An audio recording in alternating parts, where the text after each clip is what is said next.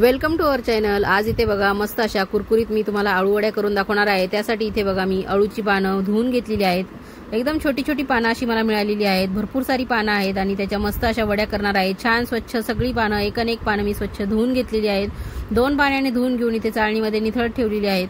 तर नंतर आपण याच्या वड्या लावणार आहोत। तर त्यासाठी आपल्याला काय साहित्य लागणार आहे हे मी तुम्हाला इथे दाखवते आहे।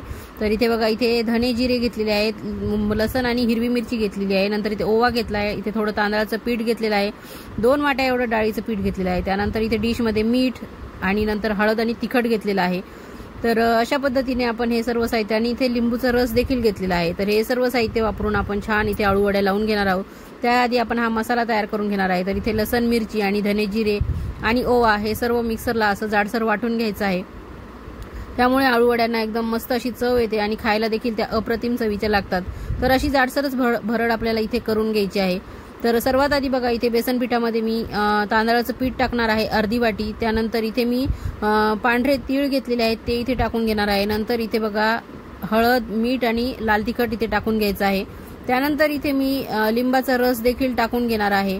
जर तुम्हाला लिंबाचा रस टाकायचा नसेल तर चिंचगुळाची चटणी देखील तुम्ही टाकू शकतात किंवा थोडंसं दही देखील टाकू शकतात। हे सर्व जिन्नस टाकल्यामुळे जे अळूवडी खाल्ल्यावर घशाला खवखवतं ते खवखव तुमच्या घशाला होणार नाही।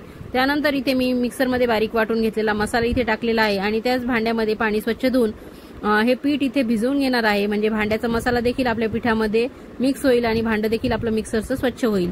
तर अशा पद्धतीने सरसरीत पीठ आपल्याला भिजवायचं आहे। खूप जास्त घट्ट नाही, खूप जास्त पातळ नाही, जे की आपल्याला वड्यांना लावल्यानंतर त्या वड्यांवर ते थांबलं पाहिजे। अशा पद्धतीने आपण हे पीठ भिजवायचं आहे। छान याला फेटून देखील घ्यायचं आहे, म्हणजे छान असं हलकं असं पीठ होतं आणि वड्या देखील मग छान पद्धतीने वाफाळून आपल्याला चांगल्या चवीच्या वड्या मिळतात। तर तुम्हाला देखील आळू वड्या आवडतात का? आळू वड्या बऱ्याच प्रकारांनी केल्या जातात। कोणी बारीक छान चिरून घेतं आळूची भाजी आणि त्यामध्ये व्यवस्थित हे पीठ कालवून आपण कोथिंबीरच्या वड्या करतो त्याप्रमाणे देखील वड्या करता येतात।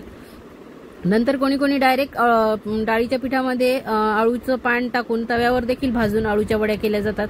तर तुम्ही कोणत्या पद्धतीने आळू वडी करता ते मला नक्की सांगा आणि यापेक्षा अजून दुसऱ्या वेगवेगळ्या पद्धतीने तुम्हाला आळू वडी पाहायला आवडेल का ते मला कमेंट करून सांगा। त्यानंतर इथे मी पिठामध्ये थोडंसं तेल टाकणार आहे, त्यामुळे आपल्या वड्या एकदम छान खुसखुशीत अशा होतील। त्यानंतर बघा इथे काही अळूच्या पानांची जी शिरा आहेत मागच्या त्या थोड्या जाडसर आहेत, तर त्या अशा लोटाळण्याने दाबून घ्यायच्या आहेत किंवा मग तुम्ही सुरीच्या साह्याने कट देखील करून घेऊ शकतात। तर इथे बघा मी लोटाळण्याच्या साह्याने अशा अळूच्या पानांच्या शिरा व्यवस्थित दाबून घेणार आहे आणि इथे एका ताटामध्ये ह्या आळू वड्या बघा माझी पानं छोटी छोटी आहेत म्हणून मी इथे असे थोडे लांब लांब पसरवून ते लावून घेणार आहे। तर अळूचे पानं बघा तुम्ही कसेही लावा, आडवे उभे कापून चिरून कसेही लावा। त्या डाळीच्या पिठाचं जे मिश्रण आहे ते एकदम छान तिखट मिठाचं प्रमाण झालं की तुमच्या आळू वड्या एकदम बेस्ट चवीच्या तयार होतात।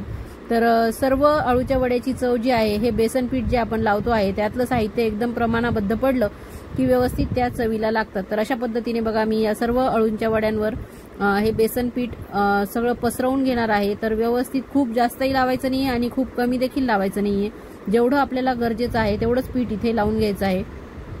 तर व्यवस्थित कोपरापर्यंत हे पीठ आपण इथे लावून घेणार आहोत। तर एकावर एक असे तुम्ही पानं लावून छान याचा रोल करून घेऊ शकतात किंवा असेच एकावर एक पानं तुम्ही स्टीमरमध्ये ठेवायचे आणि त्यावरती एकावर एक पानं लावल्यानंतर वाफून घेतल्यानंतर त्याच्या छान चौकोनी वड्या देखील पाडू शकतात।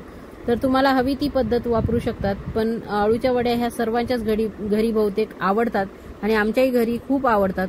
तर तुमच्याकडे आळू वड्या फक्त वाफवूनच खाल्ल्या जातात की तळून देखील खाल्ल्या जातात हे देखील मला कमेंट करून सांगा। तर अशा पद्धतीने बघा एक लेअर आपला लावून झालेला आहे। त्यानंतर आता मी वरती दुसरा लेअर त्यावरती लावणार आहे आणि त्यावर देखील अशीच आळूची पानं पसरवून घेणार आहे आणि त्यावरती हे डाळीचं पीठ असं पसरवून घेणार आहे। तर अशा पद्धतीने आपण या सर्व आळूच्या वड्या व्यवस्थित लावून घेणार आहोत आणि नंतर याला छान स्टीम करणार आहोत। तर स्टीम करण्यासाठी मी स्टीमरमध्ये आधीच गॅसवर पाणी ठेवलेलं आहे, ते छान गरम होत आहे तोपर्यंत ह्या आळूच्या वड्या आपण छान रोल करून घेणार आहोत। तर दुसरा लेअर पण इथे लावलेला आहे। अशा पद्धतीने भरपूर सारे अळूचे पानं एकावर एक लावल्याने मस्त छान अशा लेअरवाल्या अळूच्या वड्या मिळतात आणि त्या तळल्यानंतर छान खुसखुशीत आणि कुरकुरीत देखील होतात आणि खाताना फार मस्त लागतात। तर अशा पद्धतीने बघा आता छान आपण याचा रोल करून घ्यायचा आहे। तर रोल करताना मध्ये देखील तुम्ही असं डाळीचं पीठ लावून घेऊ शकतात आणि डाळीचं पीठ जरी नसेल तरी तुम्ही ज्वारीचं पीठ वापरून देखील अशा पद्धतीने आळूच्या वड्या करू शकतात. तुम्ही नक्की ट्राय करून बघा आणि जर कधी केल्या असतील तर मला कमेंट करून सांगा. आणि अशा पद्धतीने बघा माझे छोटे छोटे पानं आहेत म्हणून ते उकलत आहेत, तर त्या पानांना देखील मी पुन्हा एकदा छान आतून डाळीचं पीठ लावून घेणार आहे आणि मस्त अशा आळूच्या वड्या करून घेणार आहे. मागे देखील मी आळूच्या वड्यांचा लॉंग व्हिडिओ अपलोड केलेला आहे, तर तो देखील तुम्ही बघू शकता. त्यामध्ये मी आळूच्या वड्या तळलेल्या नाही आहेत, फक्त शॅलो फ्राय केलेल्या आहेत.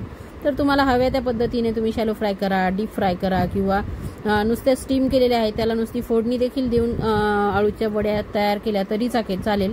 तर इथे बघा मस्त आपल्या स्टीमरमध्ये पाण्याला छान उकळी आलेली आहे आणि स्टीमरमध्ये जी प्लेट ठेवली ती तेलाने मी आधीच ग्रीस करून ठेवलेली होती. तर अशा पद्धतीने बघा रोल करून इथे मी आळू वड्या ठेवून घेतलेल्या आहेत. तर छान याला 10-15 मिनिटं मस्त वाफ येऊ द्यायची आहे आणि याच्यातलं छान डाळीचं पीठ शिजेपर्यंत आपल्याला या आळू वड्या वाफाळून घ्यायच्या आहेत.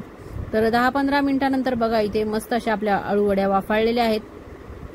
तर इथे एक एक करून चिमट्याच्या साह्याने मी खाली काढून घेणार आहे प्लेटमध्ये आणि पूर्णपणे गार होऊ द्यायच्या आहेत ह्या.